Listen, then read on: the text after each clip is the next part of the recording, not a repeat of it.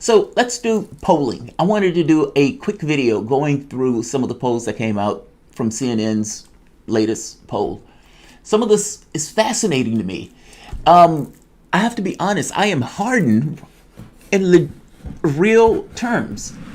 I have yet to go to bed. I've been up since early morning yesterday because I was so energetic and excited to go to the protests. There's this strange feeling in me, and I have a hard way of really articulating what that feeling is. It has to do with the protests, but not because the protests are anything, because there's no demand other than this thing of the cops.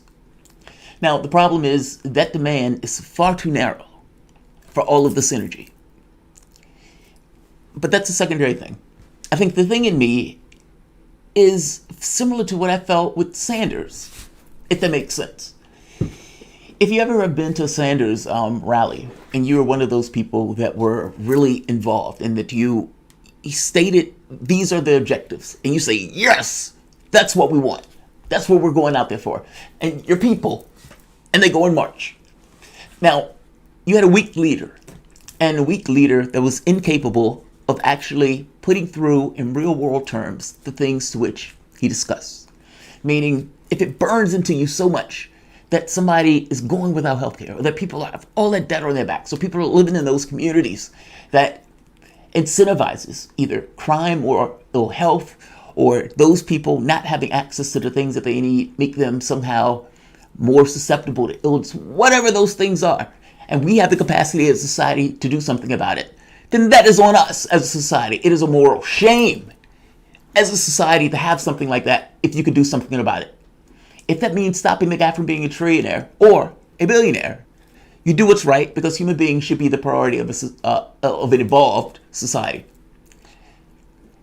If that burns in you and you say, that guy's my buddy so I can't do anything, then it doesn't burn in you. It doesn't burn in you. You feel it, but it doesn't feel it in a gut level way where you don't care that the guy's your buddy. You're going to cut through that guy because it matters more from the standpoint of a higher principle. I feel that way with this. Now, that's a weird way. I mean, I know that this is me supplanting what I'm feeling in regards to a distaste and a dislike of fundamental inequity in the way our society is arranged, and how that bugs me, because I understand in real world terms how people struggle and stress and what that does to the psyche of a person going through stuff like that. We shouldn't accept that. Do we care about human life or not?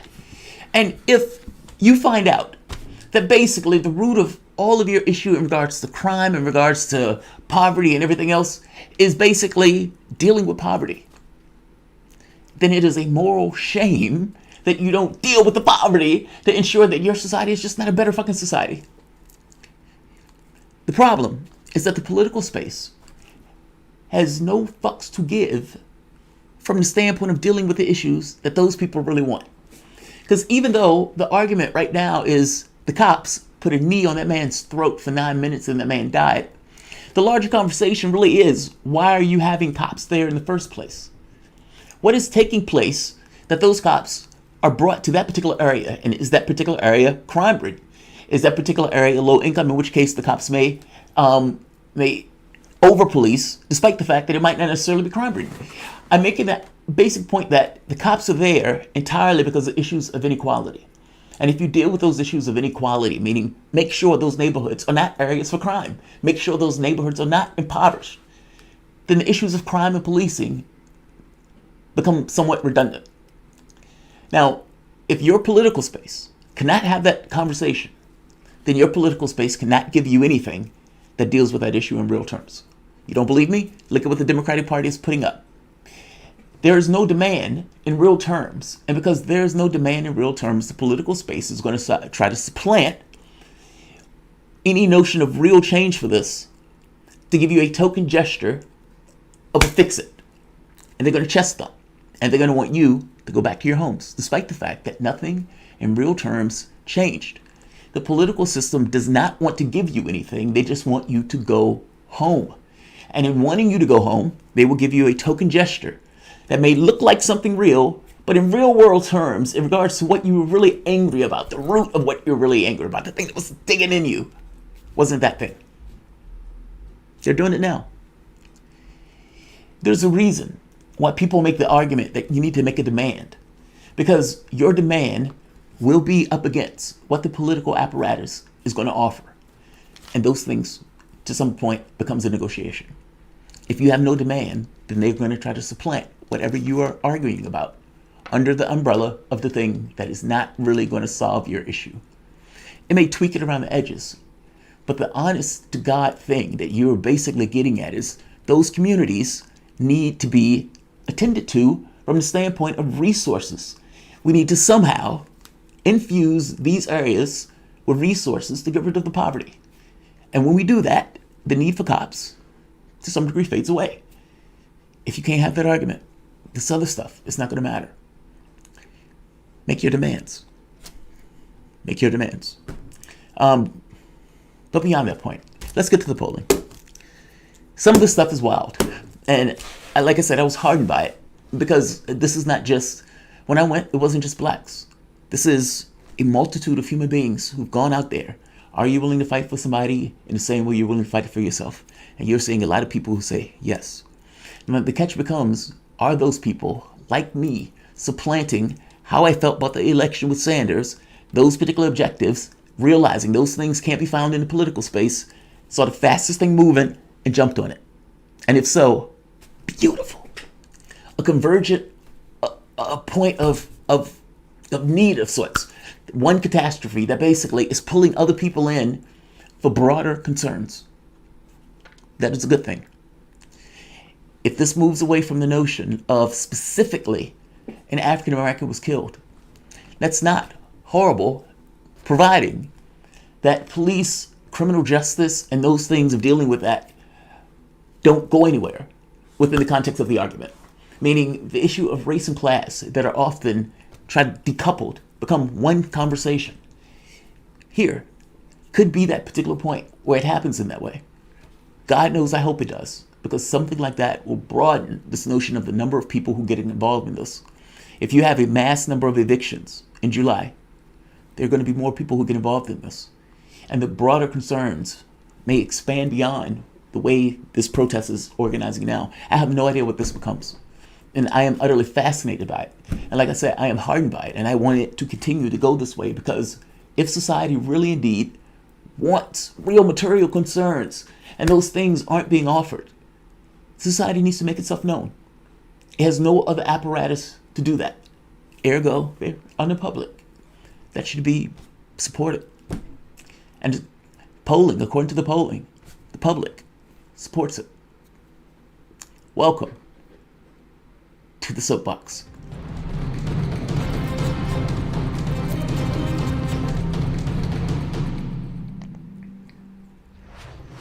My name is Jamal Thomas. This is the Progressive Soapbox. Guys, if you dig this content, please like, share, and subscribe. You can always support this content, PayPal or Patreon. Long intro, slight tangent, I'm sorry, but my point is earnest. I do feel a certain degree of energized at what I see taking place around the world. It feels amazing. And yeah, it feels amazing. Don't know why. I think it's this kind of little bubbling thing of hope of, hey, maybe society is catching on. And all of those people who are Sanders supporters maybe took my advice and thrust themselves outside of the political space. Now, the catch becomes, they're not standing behind anything of policy per se, but at least they're out there. They're out in the wilderness. I just want them to pick up policy. Pick some policy. Because your feelings can't be translated. You need to translate that. And it needs to be translated in a way that is real things. You're dying 3-1 in regards to coronavirus. Do you care about that? Is that something politically you want to deal with? Such as maybe if Medicare for all was in place, maybe that wouldn't happen. I hope you understand what I mean. Yes, there's the killing thing by cops. But you have all of these people out here who are listening And that society who has all of these other people of all of these other shades who have all of these other issues, it is a prime opportunity to go beyond this notion of cop killing into inequality that to some degree incentivizes that cop to be paid by the city to be there. Yes, that gets to the inequality issue, but that is the issue that you, honestly, and not just you, many of those people who are out there who are supplanting what they were, originally angry about into this are there for. They will back you on that. That's why this is so fascinating to me, because I have no idea where it goes. But nevertheless, let's listen to the polling. So the polling in this, 84% agree with the protests. More than 8 in 10 said the peaceful protests have spread throughout the nation following the death of George Floyd at the hand of Minneapolis officers are justified. How long would they say it's justified? Oh, that's fascinating to me. How many say violent protest is justified? This was the part I was curious about. 27% say violent protests in response to police harming or killing African Americans are justified. 27% say you can tear shit down. You can burn shit down. Now, if I am honest with you, I saw the police station go up in flames and I felt satisfying. That was satisfying to me. Say whatever you will. It's property, yes. It's symbolic, yes. And you can say that it's against the law. The law is technically, a thought thing. I understand what you mean when you say it's against the law and there are consequences for it. But by the same token, that is somewhat of a symbol of what just took place. And are there consequences for what just took place or not? When the state is involved with a particular crime or something, they put consequences on the thing that did wrong. What put consequences on the state? Is it not a backlash from the standpoint of the public? Yes, I suppose I'm making an argument for legitimate rage against property, not injuring innocent human beings. There's a difference in those things.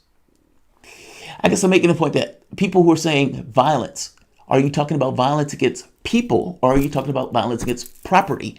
And I would say you can't be violent against property. You can destroy it, you can do things to it, but violence is against the person. I make a distinction between those things. I guess that's a side point. How many Democrats consider violence justified? Among Democrats, 42% consider violence justified. Whoa! Whoa! Nearly half said, yes, burn it down, burn it down. How many Republicans?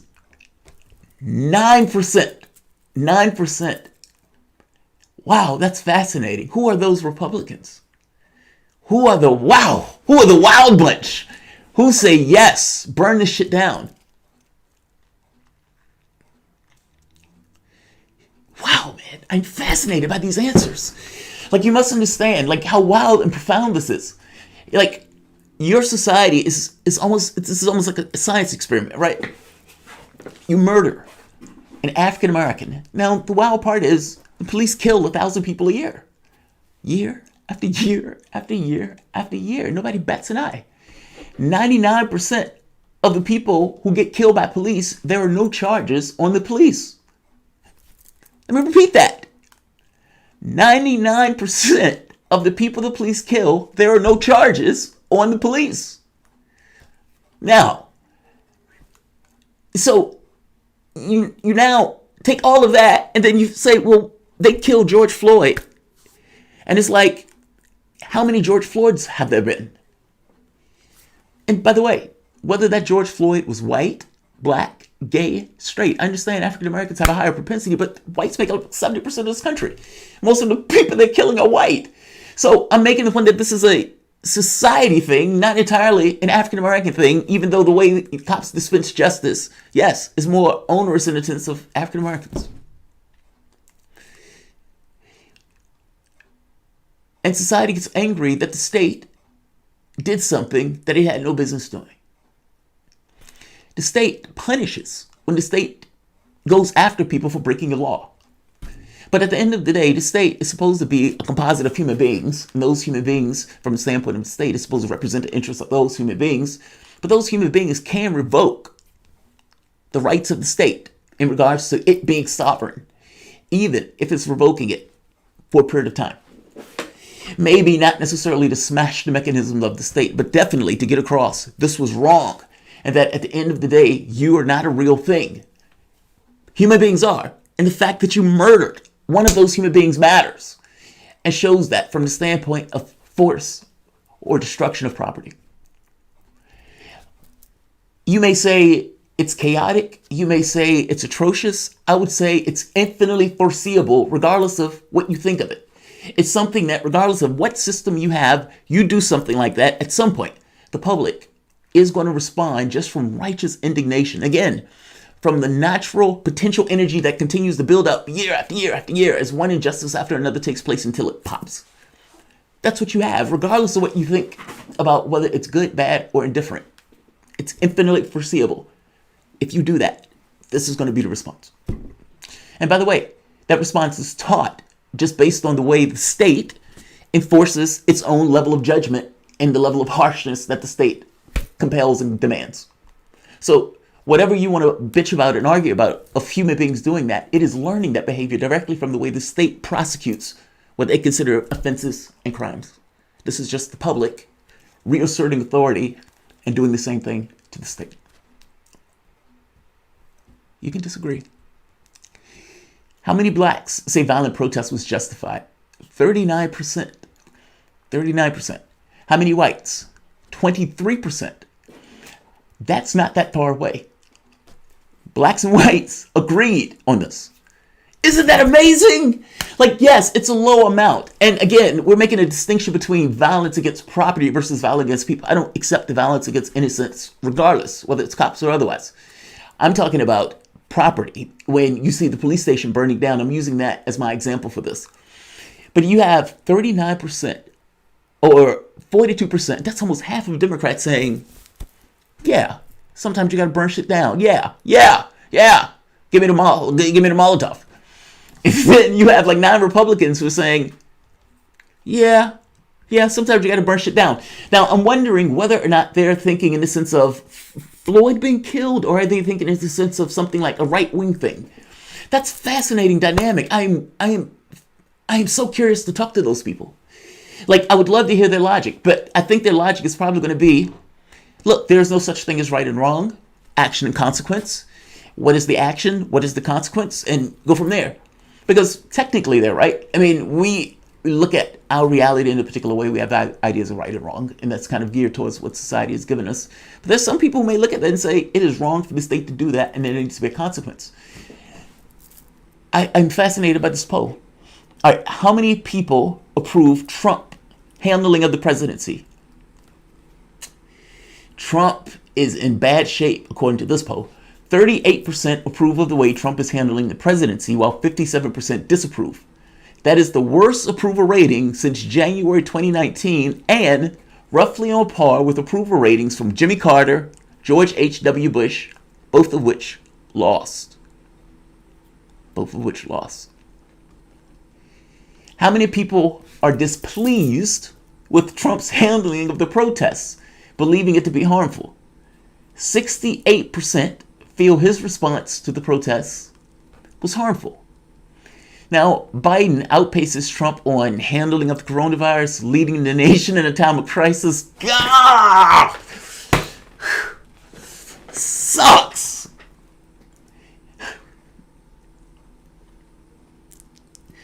Blue no matter who, man. Blue no matter who. So, the Sam Cedars of the world, where Joe Biden can pee in his cereal, they'll eat it and vote for him anyway. Those people, they would just say blue no matter who. You don't have a choice. And you never look at the context of time when they make that argument. You went from John F. Kennedy and Republicans who basically were close to the New Deal, like Eisenhower, who would basically say, if you're not for the New Deal, get the fuck out the country. Republican. You went from John F. Kennedy and Republicans like Eisenhower to Joe Biden. You got worse and worse. And nobody ever looked up and said, whoa, whoa, whoa. This blue no matter who shit is making things worse. Because these guys keep getting further and further to the right because you've removed all accountability from the political process. Nobody says that. Blue no matter who. Keep the monsters at bay. This is all we can do. And as black voters getting cowed into this position of, oh my God, the Republicans are monsters. They're going to take our life. They are monsters. Some of them. And so in that case, yeah, all the logic in the world tells you cater and blue no matter who. Keep monsters at bay, even now. But look at our political system. Like, consider what this has wrought in regards to getting weaker and weaker and weaker candidates, making it that much more difficult to even pull out of that gravity well, because the person who you are in opposition to is basically saying, I am going to put military on soil and have our troops shoot American citizens. That based on Lee Stranahan's opinion, if they're standing there, they're fair game. That's the guy he's going up against. As the Democratic got worse, so did the Republican, because the direction that they were going was just to the right. Meaning, you're just going further and further and further into Republican territory until you get to the point that any Democratic idea is basically just a Republican idea from the 80s. This is a horrendous place to be in our politics. And it's like Biden can barely get a sentence out. He is in his pajamas right now, likely, being fed applesauce. And that's all he has to do for the rest of the time. He doesn't even have to go on debates with Trump. Fuck it, I'm not debating that asshole. He should just come out and say that, I'm not debating that asshole, and just go back home. Trump will lose it all on its own. How fucked up is that for a position to be in? And please, for the moment, consider that the blue, no matter who, what you hear. If you tell the cops, in fact, perfect allegory. If you give a blank pass for cops to just brutalize, to beat, to kill, to injure, to hit, and then get off. Again, from 2013 to 2019, 99% of the officers that were involved in police killings were not charged. If you know that, and you're on the force, does that incentivize you to be more brutal or less? Meaning, not saying that everybody's going to be brutal, but for the ones that are, they are going to get off. And you have one situation after the next that makes that clear, since 99% weren't charged. Eric Garner was choked to death by an illegal chokehold. Minneapolis goes out and said, we are no longer going to allow chokeholds. I would imagine Eric Garner's mom was like, well, that chokehold was already illegal when he used that chokehold, and that guy's Pantaleo walks anyway. Just because you make it a law and says it's illegal again, the law is a thought thing. It's not a real thing. It needs to be fundamentally enforced. It wasn't in New York. Will it be enforced in Minneapolis? And will it matter? I guess I'm making the point that if it didn't matter there, maybe it won't necessarily matter here. But on that point,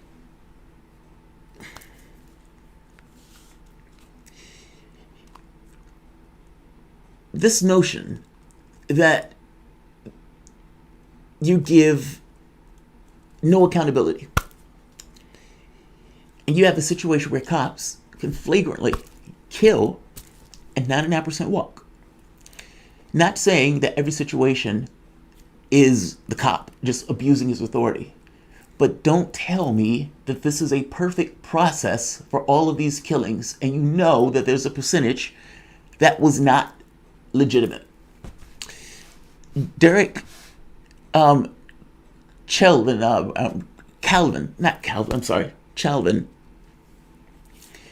had already a killing with Anthony Reyes. Yeah, Chauvin, I'm sorry. I keep seeing the thing in my head and this throwing me off. Chauvin. He had already killed Anthony Reyes. After killing Reyes, he went on to shoot additional people while on the job. And you're like, what? This guy has one infraction after the next and he stays on the job. Same thing in New York. Pantaleo. Upper echelon, apex person with all sorts of things on his record. Walks. He was on the job while he was racking up all of those demerits against him. Like, that's atrocious behavior. And our society basically allows that atrocious behavior and gives a pass. Now, if you leave a system that unaccountable, you are going to incentivize the behavior of those people in that process. They're going to be less particular. They're going to be less cautious in the way they go about it, because there is nothing behind them that's going to say, for the most part, penalize them for it. Now, if that's true and what's taking place in our system with 1,000 killings, what about in the Democratic Party?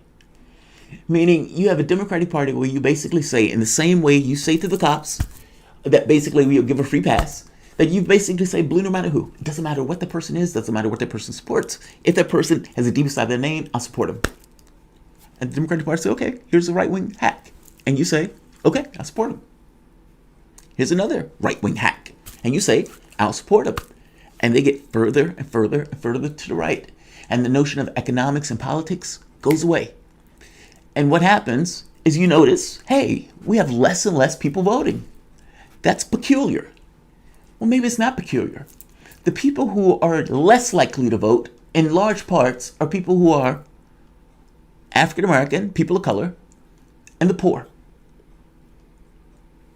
Think of what I'm saying here. If you're a Democrat, a large contingent of your voter base stopped voting for you because the level of incrementalism got so obscene that the distinction between who you were and who they were vanished, especially in regards to real terms policy that will make their lives better.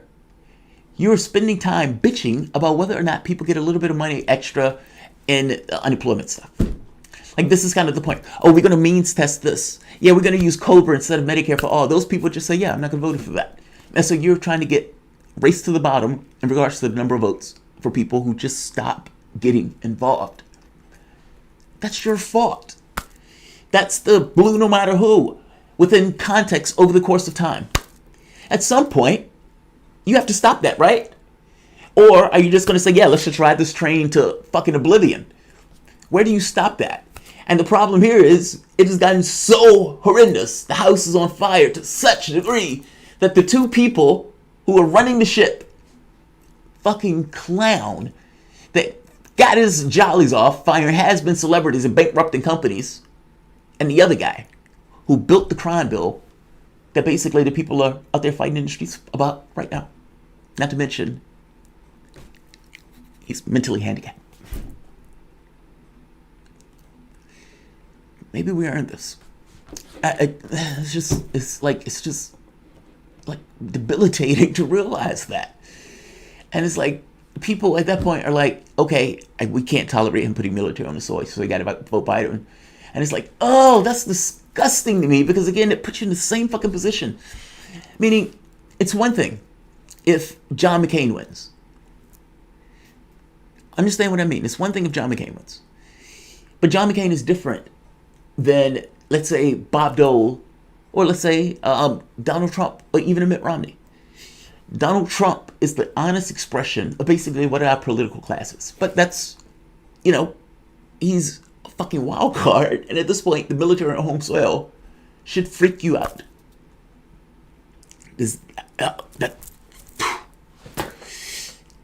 What that means, you must understand what that means. Is that military, if given the order, going to shoot American citizens? That needs to be answered. If not, why are they there? I mean, that is a mind-blowing order.